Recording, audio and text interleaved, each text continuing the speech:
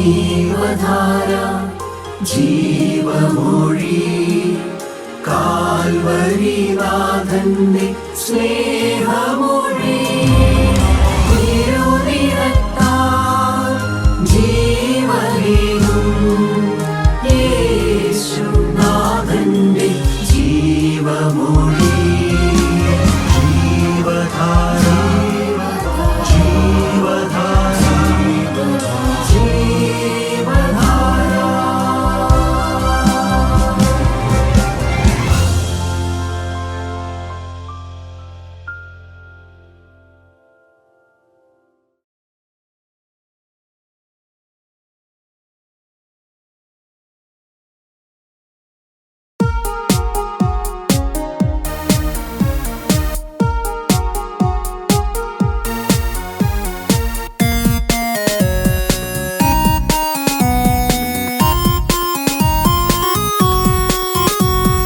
പ്രതികൂലങ്ങൾ മധ്യ പ്രത്യാശയുണർത്തും യേശു എത്ര നല്ലവനാ.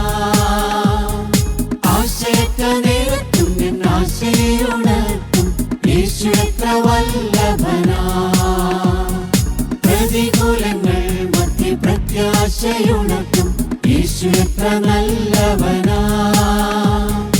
ആശയറ്റ നേരത്തും എൻ ആശയുണർത്തും യേശു എത്ര വല്ലഭനാ.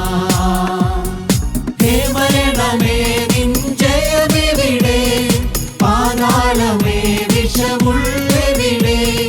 ഹേ മരണമേ നിൻ ജയമെവിടെ, പാതാളമേ വിഷമുള്ളെവിടെ. ശത്രുവിൻ കോട്ടകളെ തകർക്കുമവൻ എന്നോട് സൈന്യാധിപൻ. ശത്രുവിൻ കോട്ടകളെ തകർക്കുമവൻ എന്നോട് സൈന്യാധിപൻ.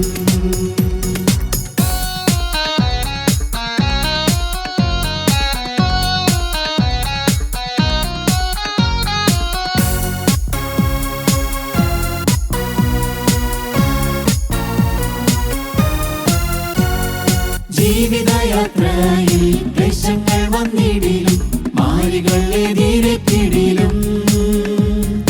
ജീവിതയാത്രയിൽ ക്ലേശങ്ങൾ വന്നിടിലും മാരികൾ എതിരെത്തിടിലും. കൽപ്പലകയിലല്ല എൻ ഹൃദയത്തിലല്ലോ ജീവൻ എഴുതപ്പെട്ടത്. കൽപ്പലകയിലല്ല എൻ ഹൃദയത്തിലല്ലോ ജീവൻ എഴുതപ്പെട്ടത്. ഹേ മരണമേ നിൻ ജയമെവിടെ, പാതാളമേ വിഷമുള്ളെവിടെ.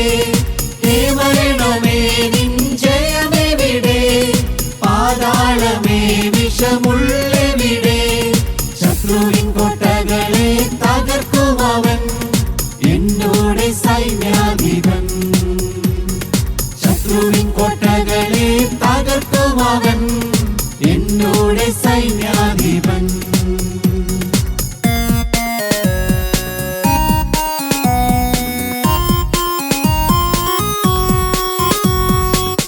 കൂടാരമാകും ഭൗമിക ഭവനം അഴിഞ്ഞുപോയി എന്നാലും. കൂടാരമാകും ഭൗമിക ഭവനം അഴിഞ്ഞുപോയി എന്നാലും. കൈപ്പണിയല്ലാത്തതാം നിത്യഭവനം നാഥൻ ഒരുക്കുന്നുണ്ടല്ലോ. കൈപ്പണിയല്ലാത്തതാം നിത്യഭവനം നാഥൻ ഒരുക്കുന്നുണ്ടല്ലോ. ഹേ മരണമേ നിൻ ജയമെവിടെ, പാതാളമേ വിഷമുള്ളെവിടെ. ഹേ മരണമേ നിൻ ജയമെവിടെ, പാതാളമേ വിഷമുള്ളെവിടെ. ശത്രുവിൻ കോട്ടകളെ തകർക്കുമവൻ എന്നോട് സൈന്യാധിപൻ. ശത്രുവിൻ കോട്ടകളെ തകർക്കുമവൻ എന്നോട് സൈന്യാധിപൻ. ശത്രുവിൻ കോട്ടകളെ തകർക്കുമവൻ എന്നോട് സൈന്യാധിപൻ. ശത്രുവിൻ കോട്ടകളെ തകർക്കുമവൻ എന്നോട് സൈന്യാധിപൻ. യേശുക്രിസ്തുവിൻ്റെ പരിശുദ്ധമായ നാമം മഹത്വപ്പെടുമാറാകട്ടെ. വിശുദ്ധ ലൂക്കോസിൻ്റെ സുവിശേഷം 16-ാം അധ്യായം 19, 20, 21 വാക്യം വായിക്കാം. ധനവാനായ ഒരു മനുഷ്യനുണ്ടായിരുന്നു. അവൻ ധൂമ്രവസ്ത്രവും പട്ടും ധരിച്ച് ദിനംപ്രതി ആഡംബരത്തോടെ സുഖിച്ചുകൊണ്ടിരുന്നു. ലാസർ എന്ന് പേരുള്ള ഒരു ദരിദ്രൻ വ്രണം നിറഞ്ഞവനായി അവന്റെ പടിപ്പുരയ്ക്കൽ കിടന്ന് ധനവാന്റെ മേശയിൽ നിന്ന് വീഴുന്നത് തിന്ന് വിശപ്പടക്കുവാൻ ആഗ്രഹിച്ചു. നായ്ക്കളും വന്നു അവന്റെ വ്രണം നക്കും. ആ ദരിദ്രൻ മരിച്ചപ്പോൾ ദൂതന്മാർ അവനെ അബ്രഹാമിന്റെ മടിയിലേക്ക് കൊണ്ടുപോയി. നാം എന്താണ് ഇവിടെ വായിച്ചു പഠിച്ചത്? പണത്തിൻ്റെ മുമ്പിൽ പരാജയപ്പെടുന്ന ആത്മീയമുണ്ട്, പണത്തിൻ്റെ മുമ്പിൽ പരാജയപ്പെടാത്ത ആത്മീയവുമുണ്ട്. കഷ്ടത വന്നാലും രോഗം വന്നാലും വിശപ്പ് മാറി ആഹാരം കിട്ടിയില്ലെങ്കിലും അവഗണന വന്നാലും ആത്മീയത്തിൽ പരാജയപ്പെടാത്തവരുണ്ട്. എന്നാൽ എല്ലാവരും ഇല്ല. അതേസമയം പണത്തിൻ്റെ മുമ്പിൽ പരാജയപ്പെടുന്ന ആളുകളുമുണ്ട്. ധനവാനായ മനുഷ്യൻ അവൻ്റെ ആ ധനത്തിൻ്റെ പകിട്ടും അതിൻ്റെ ആ ധാരാളിത്തമെല്ലാം അവൻ വസ്ത്രധാരണത്തിലും ആർഭാടത്തിലും എല്ലാം പ്രകടമാക്കി തന്നെയാണ് ജീവിച്ചത്. അവന് പണം ഉണ്ടായിട്ട് അതാരും അറിയാതെ ജീവിച്ചവനല്ല. പണമുണ്ട്, അത് പ്രകടമായിട്ട് മറ്റുള്ളവർ അറിയത്തക്കവണ്ണം തന്നെയാണ് അവൻ ജീവിച്ചത്. ദൈവമക്കളെ, ന്യായമായ പണം, ദൈവം അനുഗ്രഹിച്ച് ലഭിക്കുന്നതായ പണം, ഭക്തന്മാരായ പിതാക്കന്മാരാൽ പൈതൃകമായി കിട്ടിയ ധനം, യഹോവയുടെ അനുഗ്രഹത്താൽ ഉണ്ടാകുന്ന ധനം, അതൊന്നും അനുഭവിക്കുന്നതിലോ ആ ധനത്തിനൊത്തവണ്ണം ഒരു വീടുണ്ടാക്കുന്നതോ ഒരു വാഹനം മേടിക്കുന്നതോ വസ്ത്രം ധരിക്കുന്നതോ അതൊന്നും പാപമല്ല, അതൊന്നും ദൈവം വേദനിക്കുന്നതല്ല. പക്ഷേ പണത്തോടൊന്ന് ചേർത്ത് വരുന്നതായ ചില സ്വഭാവങ്ങൾ ദൈവം വേദനിക്കും, അത് നഷ്ടവും വരുത്തുന്നതാണ്. സദൃശവാക്യം നാം വായിക്കുമ്പോൾ അതിൻ്റെ 21-ാം അധ്യായം 17-ാമത്തെ വാക്യം നമുക്ക് വായിച്ചു കേൾക്കാം. ഉല്ലാസപ്രിയൻ ദരിദ്രനായി തീരും, വീഞ്ഞും തൈലവും പ്രിയപ്പെടുന്നവൻ ധനവാനാകയില്ല. ഉല്ലാസപ്രിയൻ, വീഞ്ഞു കുടിക്കുന്നവൻ, സ്പ്രേ കടിച്ച്, സ്പ്രേയുടെ എല്ലാ കുഴപ്പം, ആ ധനവും അതിൻ്റെ ആർഭാടത്വവും എല്ലാം മറ്റുള്ളവർ അറിയത്തക്കവണ്ണം പ്രകടമായിട്ട് തനിയൊരു ദൈവത്തെ മറന്ന് ജീവിക്കുന്നതായ ഒരു ജീവിതം. അനേകരും ആ ജീവിതം ഇഷ്ടപ്പെടുന്നവരാണ്. ധനമല്ല അവരെ നശിപ്പിക്കുന്നത്. അവർക്ക് കിട്ടിയ പൈതൃകമായ നല്ല പണമായിരിക്കാം, അപ്പന്മാർ അധ്വാനിച്ചുണ്ടാക്കിയ പണമായിരിക്കും. പക്ഷേ മക്കളുടെ കയ്യിലേക്ക് വന്നപ്പോൾ അത് ഉപയോഗിക്കുന്നത് ദൈവം പ്രസാദിക്കുന്ന രീതിയിലല്ല, അപ്പന്മാർ ആഗ്രഹിക്കുന്ന രീതിയിലുമല്ല, ഇവരുടേതായ രീതിയിൽ ആർഭാടത്തിനും ഉല്ലാസത്തിനും ഉല്ലാസയാത്രകൾക്കും എല്ലാമായിട്ട് ഉപയോഗിച്ചു കളയുന്നു. സങ്കീർത്തനക്കാരൻ ദാവീദ് 9-ാം സങ്കീർത്തനത്തിൻ്റെ 10-ാമത്തെ വാക്യത്തിൽ പറയും, മനുഷ്യൻ മർത്യനാണെന്ന് അവൻ ഓർക്കേണ്ടതിന് അവന് ദൈവഭയം ഉണ്ടാക്കണമെന്ന്. അവന് ദൈവഭയം ഉണ്ടാകണം. എന്തിനാ ദൈവഭയം ഉണ്ടാകേണ്ടത്? അവൻ മരിച്ചു പോകുന്ന മനുഷ്യനാണ്, ഏത് സമയത്തും തീർന്നു പോകുന്നവനാണ്, അപ്രതീക്ഷിതമായി അവസാനിച്ചു പോകുന്നവനാണ്. ഇന്ന് പ്രസംഗിക്കുന്നു, ഇന്ന് വീട്ടിൽ ഭാഷിക്കുന്നു, സംഭാഷണം നടത്തുന്നു, നാളെ കബറുകളിൽ മൗനികളായി കിടക്കുന്നു. ഇതാണ് മനുഷ്യൻ. ഈ മനുഷ്യൻ ഈ ഓർമ്മയുള്ളവനായി ജീവിക്കേണ്ടതിന് അവനൊരു ദൈവഭയം വരുത്തണമേ എന്ന് സങ്കീർത്തനക്കാരൻ 9-ാം അധ്യായത്തിൽ ഓർപ്പിക്കുന്നുണ്ട്. കാരണം അത് ഓർക്കാതെ പോകുന്നതാണ് മനുഷ്യനിൽ വൈരാഗ്യം വരാൻ കാരണമാകുന്നത്, പ്രതികാരവാസന ഉണ്ടാക്കുന്നത്, മറ്റുള്ളവരോട് ഏത് തരത്തിലും ദ്രോഹിക്കാനുള്ളതായ വൈരാഗ്യബുദ്ധി അവനുണ്ടാകുന്നത്. മനുഷ്യൻ മർത്യനാണെന്നുള്ള കാര്യം അവൻ മറന്നുപോകുന്നു. നാളെ അവനുണ്ടാവില്ല എന്നുള്ള കാര്യം അവൻ ഓർക്കുന്നില്ല. പ്രിയപ്പെട്ടവരെ, അങ്ങനെ പണത്തിൻ്റെ മുമ്പിൽ തോറ്റുപോകുന്ന ഒരാത്മീയമുണ്ട്. എന്നാൽ ആ ദരിദ്രനായ മനുഷ്യൻ, ആ ലാസർ, അവൻ എങ്ങനെയായിരിക്കും ഇങ്ങനെ സഹിക്കുന്നവനായത്? ഇതെല്ലാം സഹിച്ചു, ദാരിദ്ര്യവും സഹിച്ചു, രോഗവും സഹിച്ചു, വിശപ്പും സഹിച്ച് എങ്കിലും ഭക്തനായിട്ട് അവൻ ജീവിക്കാനുള്ള കാരണം എന്തായിരിക്കും? ഞാനിങ്ങനെയാണ് ധ്യാനിക്കാറുള്ളത്. അവൻ്റെ നല്ല കാലത്ത്, ഒരുപക്ഷെ രോഗം വരുന്നതിനൊക്കെ മുമ്പായിരിക്കാം, അല്ലെങ്കിൽ രോഗം വന്നു തുടങ്ങിയ കാലത്തായിരിക്കാം, അവൻ എവിടെയോ പോയി ഇന്ന് നമ്മൾ കേൾക്കുന്നത് പോലെയുള്ളതായ സുവിശേഷ പ്രസംഗം അവൻ കേട്ടു കാണും. അവൻ മനസ്വാതന്ത്ര്യത്തിൻ്റെ വചനം, ദൈവത്തിൻ്റെ വചനം അവൻ എന്തെങ്കിലും കേട്ട് കാണും. അന്ന് അവനൊരു തീരുമാനമെടുത്ത് കാണും, ഞാൻ എന്തു വന്നാലും ജീവനുള്ള ദൈവത്തോടു കൂടെ ജീവിക്കുമെന്നുള്ളതായ ഒരു സമർപ്പണം വ്യക്തമായി അവനെടുത്തിട്ടുണ്ടായിരുന്നു. ദൈവത്തിൻ്റെ വചനം കേട്ടപ്പോൾ എനിക്ക് നഷ്ടം വന്നാലും, കഷ്ടം വന്നാലും, രോഗം വന്നാലും, ദാരിദ്ര്യം വന്നാലും ഞാൻ ദൈവത്തോടു കൂടെ ജീവിക്കും, മനസ്സാന്തരം നഷ്ടപ്പെടുത്തുകയില്ല എന്നുള്ളതായ ആ ഒരു വ്യക്തമായ ജീവിതം, സമർപ്പണമുള്ളവനായിരുന്നു അവൻ. അവൻ്റെ ആദ്യ സ്നേഹം അവൻ നഷ്ടപ്പെടുത്തിയില്ല. കഷ്ടം വന്നിട്ടും ഒരു പ്രകാരത്തിലും നഷ്ടപ്പെടുത്തിയില്ല അവൻ. ദൈവമക്കളെ, നിങ്ങൾ അനുഭവിക്കുന്നുണ്ടോ അത്?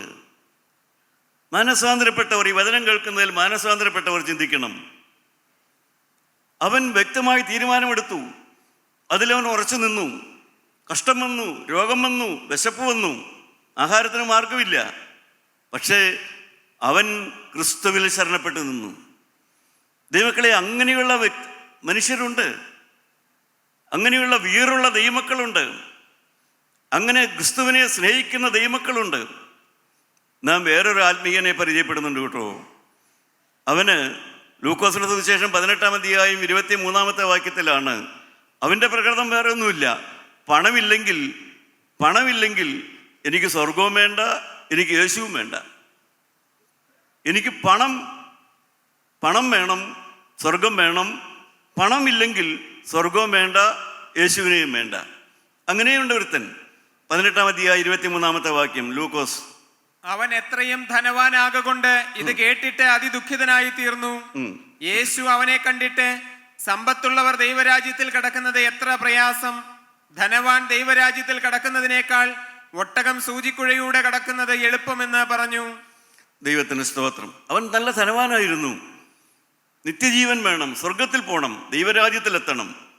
ആ ലക്ഷ്യത്തോടെയാണ് അവൻ വന്നത്. അതിന് എന്ത് ചെയ്യണം? അവൻ ചോദിച്ചു, ഒരു നോമ്പ് കൂടെ നോറ്റാൽ മതിയോ? ഒരു 3 ദിവസം കൂടെ നോമ്പ് നോക്കണമെങ്കിൽ നോക്കാം. അല്ല, ഒരു കുരിശുപള്ളി പണിത് കൊടുക്കണോ? കൊടുക്കാം. അല്ല, കുറേ സാധുക്കൾക്ക് ആഹാരം കൊടുക്കണോ? കൊടുക്കാം. അതിനൊക്കെ അവന് മനസ്സാ. ഒരു 10 ദിവസം നീ ഭക്ഷണം കഴിക്കാതെ നോമ്പ് നോറ്റ് ജീവിക്കണം അവനോട് പറഞ്ഞെങ്കിൽ അവനൊരു കുഴപ്പമുണ്ടാവില്ലായിരുന്നു. അവൻ അതിനെല്ലാം തയ്യാറായിട്ടാണ് വന്ന്. ഇനി ഞാൻ എന്താ ചെയ്യേണ്ടത്? പെരുന്നാൾ ഏറ്റു കഴിക്കണോ? നോമ്പ് നോക്കണോ? പള്ളി പണിയിച്ചു കൊടുക്കണോ? ഇതൊക്കെ ഞാൻ ചെയ്യാം, ഇതൊക്കെ ഞാൻ തയ്യാറാ. പക്ഷേ യേശുക്രിസ്തു അവനോട് പറഞ്ഞു, നീ അതൊന്നും ചെയ്യണ്ട. നീ എന്ത് ചെയ്യണം? ഈ സമ്പത്തൊക്കെയും വിട്ടിട്ട് നീ എൻ്റെ വരണമെന്ന് പറഞ്ഞു. പ്രിയപ്പെട്ടവരെ, ഈ ലൈറ്റ്നിങ് അടിച്ചു എന്നൊക്കെ കേട്ടിട്ടില്ലേ? ഇടിവെട്ട് കൊണ്ടുവന്നൊക്കെ കേട്ടിട്ടില്ലേ? അതുപോലത്തെ ഒരു അനുഭവമാണ് അവനുണ്ടായത്. എന്താണ് ചെയ്യുക? ദൈവമക്കളെ, അവൻ അത്രയൊന്നും ഓർത്തിട്ടില്ല. കാരണം അവൻ്റെ ചിന്തയ്ക്ക് അതീതമായിരുന്നു അത്. അയ്യോ, അത് മാത്രം സാധിക്കില്ല. അപ്പോൾ അവൻ വിചാരിച്ചു, ഇനി വേറെ ഏതെങ്കിലും ഗുരുവിൻ്റെ അടുക്കൽ പോയി നോക്കാം.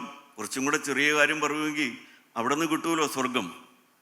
അവിടെ നിന്ന് പോയി സ്വർഗം കിട്ടും നോക്കാമല്ലോ. ഇപ്പോൾ ഏതായാലും ഈ ഗുരു നല്ല ഗുരുവിൻ്റെ അടുക്ക വന്നു, ഈ ഗുരു ഉത്തരവും കടുപ്പമാണെങ്കിൽ വേറെ ഒരു ഗുരുവിൻ്റെ അടുക്ക പോയി നോക്കാം എന്ന് വിചാരിച്ച് അവൻ തൽക്കാലം സ്ഥലം വിട്ടുപോയി.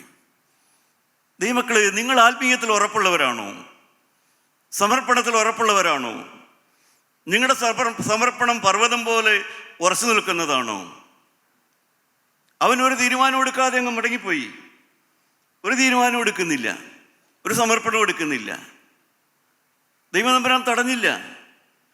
ദൈവമക്കളെ, എത്ര പേരാണ് കൺവെൻഷന് വരുന്നു, ദൈവത്തിൻ്റെ വചനം കേൾക്കാൻ വരുന്നു, വേദപുസ്തകം വായിക്കുന്നു, ഒരു തീരുമാനം എടുക്കുന്നില്ല. ആരെങ്കിലും തടയോ അവരെ?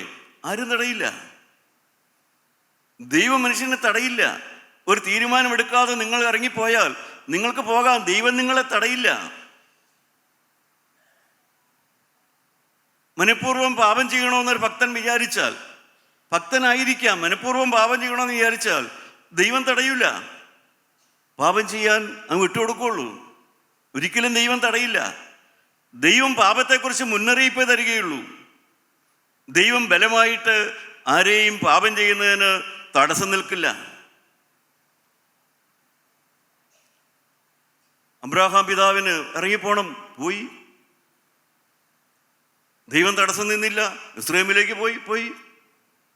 ദാവീദിന് പാപം ചെയ്യണം, പോയി. ശിംശോന് പാപം ചെയ്യണം, പോയി.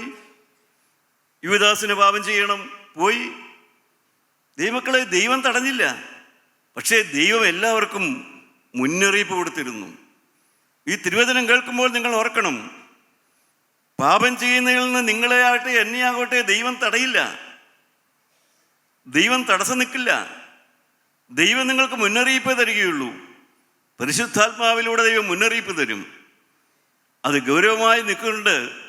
പാപം ചെയ്യില്ല എന്നുള്ളതായ ആ സമർപ്പണത്തിൽ ഉറച്ചു നിൽക്കുന്നവൻ മാത്രമേ ദൈവരാജ്യത്തിലെത്തുകയുള്ളൂ. അപ്പോൾ പണമില്ലെങ്കിൽ സ്വർഗവും വേണ്ട, യേശുവിനെയും വേണ്ട എന്ന് വെച്ച് അവൻ തിരിച്ചുപോയി. പ്രിയപ്പെട്ടവരെ, ഇവിടെയൊക്കെയാണ് നാം പുതിയ നിയമത്തിലേക്ക് കാണുന്ന പത്രോസിൻ്റെ എല്ലാം ആ വചനം ഓർക്കുന്നത്. പത്രോസ് അപ്പോസ്തലൻ കർത്താവായ യേശുവിനോട് പറയുന്നുണ്ടല്ലോ, യോഹന്നാൻ 6 അവസാന വാക്യങ്ങളിൽ പറയൂലേ, ഞങ്ങൾ വേറെ ആരുടെ അടുക്കൽ പോകും? ഞങ്ങൾ വേറെ ആരുടെ അടുക്കൽ പോകും? നിത്യജീവന്റെ വചനം എൻ്റെ അടുക്കലുണ്ടല്ലോ. നമുക്കൊന്ന് വായിച്ചു കേൾക്കാം. നിങ്ങൾക്കും പോയിക്കൊള്ളുവാൻ മനസ്സുണ്ടോ എന്ന് ചോദിച്ചു. ശീമോൻ പത്രോസ് അവനോട്, കർത്താവേ, ഞങ്ങൾ ആരുടെ അടുക്കൽ പോകും? നിത്യജീവന്റെ വചനങ്ങൾ നിന്റെ പക്കലുണ്ട്. നീ ദൈവത്തിന്റെ പരിശുദ്ധനെന്ന് ഞങ്ങൾ വിശ്വസിച്ചും അറിഞ്ഞും ഇരിക്കുന്നു എന്ന് ഉത്തരം പറഞ്ഞു. ദൈവമക്കളെ, വ്യക്തമായി ഉറപ്പാണത്.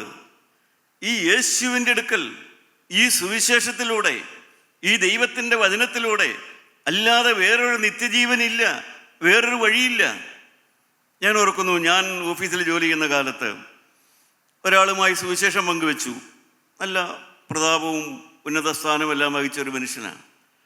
അദ്ദേഹം എൻ്റെ പേര് വിളിച്ചിട്ട് എന്നോട് പറഞ്ഞു, മിസ്റ്റർ, ഈ gospel is for weak people. സുവിശേഷം എന്നൊക്കെ പറയുന്നത് ബലഹീന മനുഷ്യർക്കുള്ളതാണ്. അതൊന്നും എന്നെപ്പോലെയുള്ള മനുഷ്യർക്കുള്ളതല്ല. സുവിശേഷം ബലഹീന മനുഷ്യർക്കുള്ളതാണെന്ന് അദ്ദേഹം എന്നെ പഠിപ്പിച്ച ഒരു പ്രമാണം പോലെ എനിക്ക് തോന്നി. അദ്ദേഹം എന്നെ പഠിപ്പിക്കാൻ നോക്കുകയായിരുന്നു. ദൈവമക്കളെ, ഈ ചിന്താഗതി പലരും ഉണ്ട്. ചില സ്ഥാനങ്ങൾ കിട്ടിയാൽ പിന്നെ ഈ സുവിശേഷം ആവശ്യമില്ല ചിന്തിക്കുന്നവരുണ്ട്.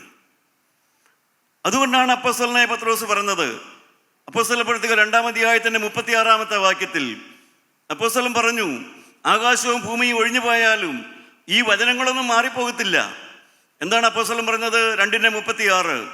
ആകയാൽ നിങ്ങൾ ക്രൂശിച്ച ഈ യേശുവിനെ തന്നെ ദൈവം കർത്താവും ക്രിസ്തുവുമാക്കി വെച്ചു എന്ന് ഇസ്രായേൽ ഗ്രഹമൊക്കെ നിശ്ചയമായി അറിഞ്ഞുകൊള്ളട്ടെ.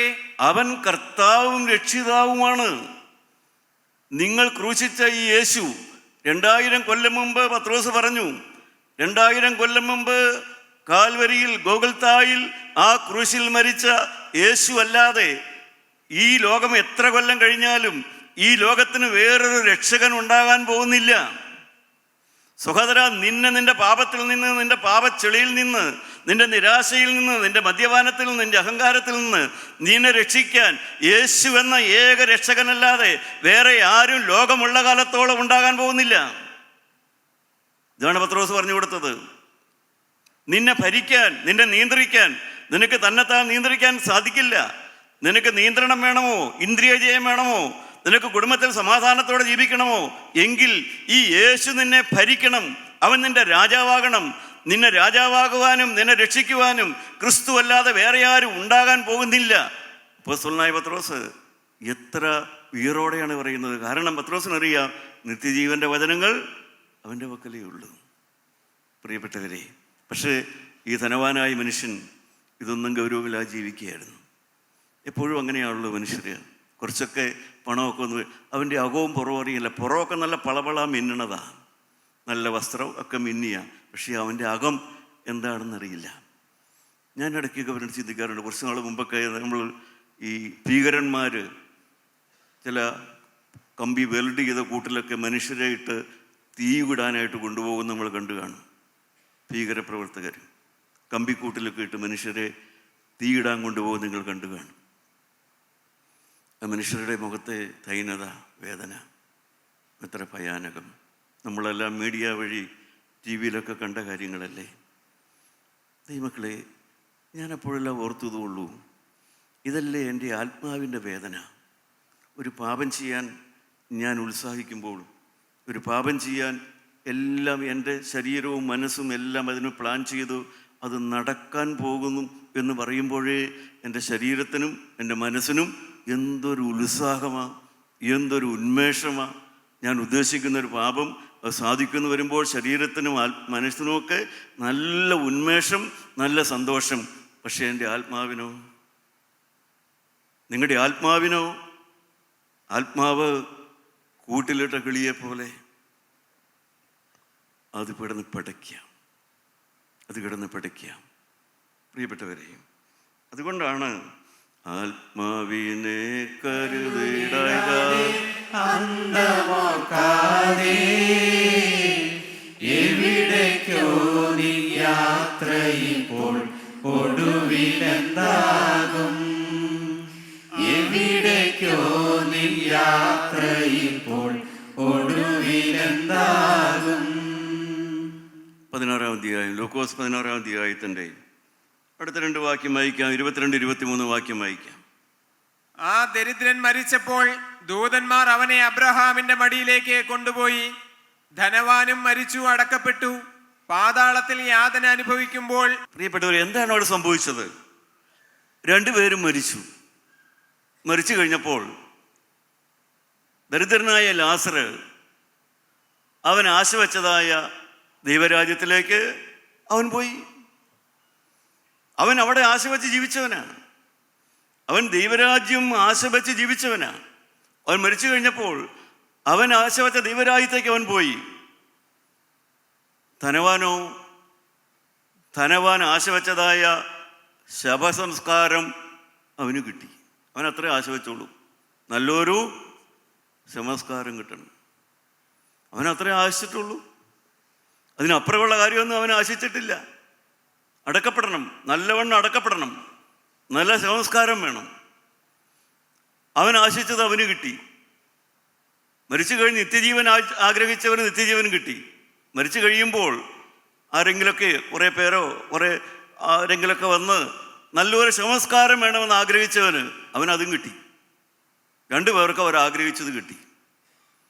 പ്രിയപ്പെട്ടവരെ, നിങ്ങൾ എന്താഗ്രഹിക്കുന്നു? മരിച്ചു കഴിയുമ്പോൾ എന്ത് നിങ്ങൾ ആഗ്രഹിക്കുന്നു? നല്ലൊരു സംസ്കാരമോ? മാനസാന്തരത്തിന് പകരം ശവസംസ്കാരം മതിയെന്ന് ചിന്തിക്കുന്ന വലിയൊരു കൂട്ടം ആളുകളുണ്ട്. ആത്മാവ് ദൈവരാജ്യത്തിലെത്താൻ മാനസാന്തരത്തിന് പകരം ശവസംസ്കാരം മതിയെന്ന് ചിന്തിക്കുന്ന ആളുകളുണ്ട്. ക്രൈസ്തവരിലുണ്ട്, ക്രിസ്ത്യാനികളിലുണ്ട്, വലിയൊരു കൂട്ടം ആളുകളുണ്ട്. പ്രിയപ്പെട്ടവരെ, വേദപുസ്തകം വായിക്കുന്നവരെയും വേദപുസ്തകം മനസ്സിലാക്കുന്നവരെയും വേദപുസ്തകം വിശ്വസിക്കുന്നവരെയും എനിക്കും തോന്നിയിട്ടുണ്ട്, നല്ലൊരു ശവസംസ്കാരമല്ലേ കാര്യം, അതിനല്ലേ പ്രാധാന്യം? അതോ ആരും അറിയാത്തൊരു മാനസാന്തരത്തിനാണോ വില? ഏതിന് വില? മാനസാന്തരത്തിനാണോ വില? ഹൃദയം ദൈവത്തിന് കൊടുക്കുന്നതിനാണോ വില? മരിച്ചു കഴിയുമ്പോൾ നല്ലൊരു അടക്കത്തിനാണോ വില? ഏതിനാണ് വില? തിരിച്ചറിയണം പ്രിയപ്പെട്ടവരെ. ദരിദ്രനായ മനുഷ്യൻ അവൻ അതേ ആഗ്രഹിച്ചുള്ളൂ. മരിച്ചു കഴിഞ്ഞപ്പോൾ ദൈവരാജ്യം അവനത് കിട്ടി. ധനവാനായ മനുഷ്യൻ, അവന് കിട്ടാതെ പോയ ഒരു അനുഗ്രഹമാണ്. ധനവാന് കിട്ടാതെ പോയതിൽ അനുഗ്രഹങ്ങളുടെ കാര്യം നാം ചിന്തിച്ചു. ഒന്നാമത്, അവനൊരു കഷ്ടതയും വന്നില്ല, ഒരു രോഗവും വന്നില്ല. പൗലോസ് അപ്പോസ്തലന് പോലും ഒരു ശൂലം വന്നുണ്ടായിരുന്നു, ഒരു ശൂലം. അതാണ് അപ്പോസ്തലനെ സ്വർഗത്തിലെത്തിച്ചതെന്ന് അപ്പോസ്തലൻ എല്ലാ കാലത്തും ഓർക്കും. ധനവാന് മുടങ്ങിപ്പോയ 2ാമത്തെ അനുഗ്രഹം, അവൻ പോയ ആരാധനാ സ്ഥലത്തൊന്നും, ഒരു പള്ളിയിലും ആരും നരകത്തെക്കുറിച്ച് പ്രസംഗിച്ചേ കേട്ടില്ല. ആരും നരകത്തെക്കുറിച്ച് പ്രസംഗിച്ചില്ല. മരണം കഴിഞ്ഞാൽ നരകത്തിൽ പോകുമെന്നോ നരകത്തിൽ പോകാതിരിക്കണമെങ്കിൽ മാനസാന്തരപ്പെടണമെന്നോ അവനെങ്ങും കേട്ടോ? എനിക്കറിഞ്ഞുകൂടാ. അവൻ 21-ാം നൂറ്റാണ്ടിലെ ക്രിസ്ത്യാനിയാണെന്നാണ് ഞാൻ ധരിച്ചു പോകുന്നത്. കാരണം ഇന്നത്തെ ക്രിസ്ത്യാനികളതൊന്നും കേൾക്കണില്ലല്ലോ. പള്ളിയിൽ പോകുന്നവന് ആരെങ്കിലും കേൾക്കുമോ? നരകം ഉണ്ടെന്ന് കേൾക്കുമോ? മാനസാന്തരപ്പെടണം, മരിക്കണതിന് മുമ്പ് മാനസാന്തരപ്പെടണമെന്ന് കേൾക്കുമോ? പ്രിയപ്പെട്ടവരെ, കേൾക്കുകയില്ല. കാരണം ഇന്ന് ഇതൊന്നും പറയാൻ ആളില്ല, ഇതൊന്നും പറയാനുള്ള നാവില്ല, ഇതൊന്നും ജനത്തിന് പറഞ്ഞു കൊടുക്കാനുള്ളതായ നാവില്ല. അവന് മുടങ്ങിപ്പോയതായ ഒരു രണ്ടാമത്തെ നഷ്ടമാണ് അവന് സത്യവചനം. അവൻ്റെ മുഖത്ത് നോക്കി, അവൻ്റെ വായടച്ചവ അവൻ്റെ മുഖത്ത് നോക്കി ഈ പോക്ക് പോയാൽ ദൈവരാജ്യത്തിൽ എത്തുകയില്ല എന്ന് അവനോട് പറയാൻ ആരും ഉണ്ടായില്ല. അവൻ പോയ പള്ളിയിലൊന്നും കേട്ടില്ല. ദൈവമക്കളെ, അതാണ് ജീവനുള്ള ദൈവം നമ്മളെ പരമേൽപ്പിച്ച നിർമ്മലമായ സുവിശേഷം. മനുഷ്യൻ്റെ മുഖം നോക്കാതെ ദൈവത്തെ അനുസരിച്ചുകൊണ്ട് ദൈവത്തിൻ്റെ വേല ചെയ്യുക. മനുഷ്യരെ പ്രസാദിപ്പിക്കാനല്ല, ദൈവത്തെ പ്രസാദിപ്പിക്കുക. മനുഷ്യൻ്റെ മുഖം നോക്കിക്കൊണ്ടല്ല, ദൈവത്തിൻ്റെ മുഖത്ത് നോക്കിക്കൊണ്ട് ജീവിക്കുക. ദൈവം സന്തോഷിക്കുമോ? ഞാനൊരു തീരുമാനമെടുക്കുമ്പോൾ, ഞാനൊരു കാര്യം ചെയ്യുമ്പോൾ ദൈവം സന്തോഷിക്കുമോ? അത് മാത്രം നോക്കിക്കൊണ്ട് ജീവിച്ചാൽ മാത്രമേ അത് പ്രസംഗിക്കാൻ പറ്റൂ. എങ്കിലേ മുഖം നോക്കാതെ വചനം പറയാൻ പറ്റുള്ളൂ. എങ്കിലേ ദൈവത്തിൻ്റെ വേല ചെയ്യാൻ സാധിക്കുകയുള്ളൂ. അതാണ് സുവിശേഷകനായ പ്രിയപ്പെട്ട യോഹന്നാൻ സാറ് പരമേൽപ്പിച്ചതും നമ്മളെ പഠിപ്പിച്ചതും. മനുഷ്യരുടെ മുഖത്ത് നോക്കാനല്ല, ദൈവത്തിൻ്റെ മുഖത്ത് നോക്കാനാണ്. മനുഷ്യരെ പ്രസാദിപ്പിക്കാനല്ല, ദൈവത്തെ പ്രസാദിപ്പിക്കാനാണ്. ആ ധനവാന് അത് കേൾക്കാൻ സാധിച്ചില്ല. ധനവാനുണ്ടായ മൂന്നാമത്തെ ഒരു നഷ്ടവും കൂടെ ഞാൻ പറയാം. അവൻ ധനവാനായിരുന്നല്ലോ. ആ ധനത്തിനൊത്തവണ്ണമുള്ളതായ സൗന്ദര്യമോ വിദ്യാഭ്യാസമോ എല്ലാം ഉള്ളതായ ഒരു ജീവിത പങ്കാളിയെയോ ഭാര്യയെയൊക്കെ അവന് കിട്ടിക്കാണും. പക്ഷേ അവൻ സ്വർഗത്തിൽ പോകണമെന്ന് ആഗ്രഹിക്കുന്ന ഒരു പങ്കാളിയെ അവന് കിട്ടിയിട്ടില്ല. അവൻ ദൈവരാജ്യത്തിലെത്തണമെന്ന് ആത്മാർത്ഥമായി ആഗ്രഹിക്കുന്ന ഒരു ജീവിത പങ്കാളിയെ അവന് ലഭിച്ചില്ല. അവന് മുടങ്ങിപ്പോയൊരു അനുഗ്രഹമാണത്. പ്രിയപ്പെട്ടവരെ, നിങ്ങൾക്കങ്ങനെയുണ്ടോ? നിങ്ങളെങ്ങനെ ആഗ്രഹിക്കുന്ന ഒരു പങ്കാളിയാണോ? നിങ്ങളെങ്ങനെ ആശ വയ്ക്കുന്ന ഒരു പങ്കാളിയാണോ? ഞാൻ മൂലം എൻ്റെ ഭർത്താവ്, ഞാൻ മൂലം എൻ്റെ ഭാര്യ സ്വർഗത്തിലെത്തണം. അതാണ് വിവാഹ സമ്മാനം. വിവാഹ സമ്മാനം മക്കളല്ല, വിവാഹ സമ്മാനം വീടല്ല, വിവാഹ സമ്മാനം കാറല്ല. നാമം ചൊന്നീ ദമ്പതികൾക്കായി വരമേകണം, തേജോ ലോകത്ത് ഇവരുടെ കാര്യം ശുഭമാകണം. എന്താണ് വിവാഹ സമ്മാനം? ക്രൈസ്തവന്റെ വിവാഹത്തിൽ അവന് കിട്ടുന്ന സമ്മാനം അവൻ്റെ ഭാര്യ മുഖാന്തിരം, ഭർത്താവിൻ്റെ മധ്യസ്ഥത, ഭാര്യയുടെ മധ്യസ്ഥത, ഭാര്യയുടെ മുട്ടിപ്പായ പ്രാർത്ഥന, ഭർത്താവിൻ്റെ പ്രാർത്ഥന മൂലം ഭാര്യ ഭർത്താക്കന്മാർ ദൈവരാജ്യത്തിലെത്തണം. അതാണ് ക്രൈസ്തവനുള്ള വിവാഹ സമ്മാനമായിട്ട് സഭ നിശ്ചയിച്ചിട്ടുള്ളത്. പക്ഷേ ഇന്നതിലേക്കൊന്നും ആരും പോകുന്നില്ല. അവന് മുടങ്ങിപ്പോയൊരു അനുഗ്രഹത. പ്രിയപ്പെട്ടവരെ, നമ്മുടെ തലകളെ നമുക്ക് വണക്കാം. നമുക്ക് അനുഗ്രഹങ്ങൾ നഷ്ടമായിട്ടുണ്ടോ? ഒരു വേദനയും വന്നില്ല, കഷ്ടവും വന്നില്ല. പണത്തിൻ്റെ മുമ്പിൽ എൻ്റെ ആത്മീയം തോറ്റുപോയി. ദരിദ്രൻ്റെ ആത്മീയം രോഗത്തിൻ്റെ മുമ്പിലും കഷ്ടതയുടെ മുമ്പിലും അവഗണനയുടെ മുമ്പിലും തോറ്റില്ല. മനസാന്തരത്തിൻ്റെ വചനം ഞാൻ തള്ളിക്കളഞ്ഞിട്ടില്ല. എനിക്കൊരു നല്ല ജീവിത പങ്കാളിയുണ്ട്. എനിക്കൊരു പങ്കാളിയുണ്ട്. ഞാൻ സ്വർഗത്തിലെത്തണമെന്ന് ആഗ്രഹിക്കുന്ന ഒരു പങ്കാളി. ഹല്ലേലൂയ. അരുമമണവാളനായ യേശു അവൻ്റെ കാന്തിയായി തീരാൻ ഇന്ന് ആരാഗ്രഹിക്കുന്നുണ്ട്. ഈ ഭൂമിയിലെ പങ്കാളിയുടെ കാര്യം നമുക്ക് വിടാം. എന്നാൽ ക്രിസ്തുവെന്ന ഏകപുരുഷനെ നിങ്ങളെ നിർമ്മല കന്യകയായി വിവാഹം നിശ്ചയിച്ചിരിക്കുന്നു. Hallelujah, hallelujah. ദൈവമക്കളെ, ആരെല്ലാം ഒരുങ്ങുന്നുണ്ട്? ഞാൻ ക്രിസ്തുവിൻ്റെ കാന്തയാണ്, ഞാൻ ക്രിസ്തുവിൻ്റെ മണവാട്ടിയാണ്. എന്നെ ദൈവരാജ്യത്തിലെത്തിക്കാൻ യേശു ഭൂമിയിലേക്ക് ഇറങ്ങി വന്നു. ആ യേശുവിൻ്റെ ഒരു കാന്തയാണ് ഞാൻ യേശുവിനെ സ്നേഹിക്കുന്നു, ഞാൻ യേശുവിനെ സ്നേഹിക്കുന്നു, ഞാൻ യേശുവിനെ സ്നേഹിക്കുന്നു. എൻ്റെ ജീവിതം ഞാൻ യേശുവിന് കൊടുത്തിരിക്കുന്നു. ഞാൻ അവൻ്റെ മണവാട്ടിയായി ജീവിക്കും. ഞാൻ അവനെ നോക്കി നടക്കും. ഞാൻ അവനെ ആരാധിച്ച് ജീവിക്കും. എൻ്റെ ഭാവി ഭാഗതയെ ഞാൻ യേശുവിനെ ഏൽപ്പിക്കുന്നു. യേശുവേ, നീ എൻ്റെ മണവാളനാണ്, നീ എൻ്റെ അരുമ മണവാളനാണ്. നീ ഒഴികെ എനിക്കൊരു നന്മയുമില്ല. നീയാണ് എൻ്റെ മണവാളൻ. നിൻ്റെ രക്തത്താൽ എന്നെ മണവാട്ടിയാക്കി മുദ്രയിടണമേ. നിന്റെ പരിശുദ്ധാത്മാവിൽ എന്നെ മുദ്രയിടണമേ. യേശു മൂലം പ്രാർത്ഥിക്കുന്നു. കൃപയോടെ കേട്ടുത്തരം തരുമാറാകണമേ.